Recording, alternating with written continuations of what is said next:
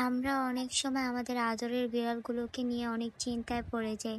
ওদের হাত পা কেটে গেলে কিংবা ঘা দেখা দিলে আমরা বিভ্রান্ত হয়ে যাই। কি করব তখন আর সেটা বুঝতে পারি না। তেমন আমার বিড়ালের সাথেও সেম ঘটনাটি ঘটেছে। আমার বিড়াল কিছুদিন আগে হারিয়ে গিয়েছিল।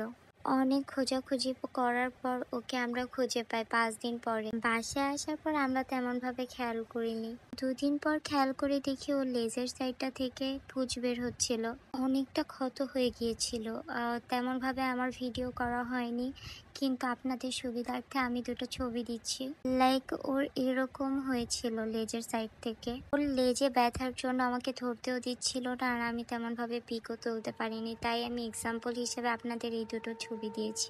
এরপর আমি ওর লেজের ক্ষত জায়গাটা পরিষ্কার করে নিচ্ছিলাম। ফার্স্টে একটা তুলোতে হ্যাক্সোসাল লাগিয়ে ওর ওই জায়গাটাকে আগে ক্লিন করে নিয়েছি। যাদের পাশে হ্যাক্সোসাল নেই তারা স্যাভলন দিয়েও জায়গাটা ক্লিন করে নিতে পারবেন। এরপর আমি ওকে এই মলমটা লাগিয়ে দিই, আর এই মলমটি এত পরিমাণ উপকারী যা বলার বাহিরে।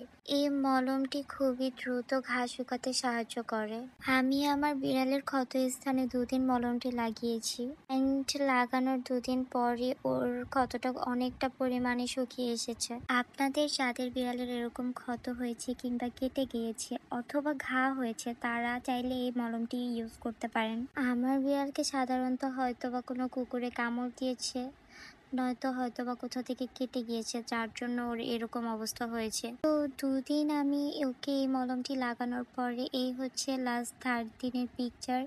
দেখেন ওর অনেকটা পরিমাণে জায়গাটা শুকিয়ে গিয়েছে, এখন নাই বললেই চলে। হালকা সামান্য একটু ক্ষত দেখা যাচ্ছে।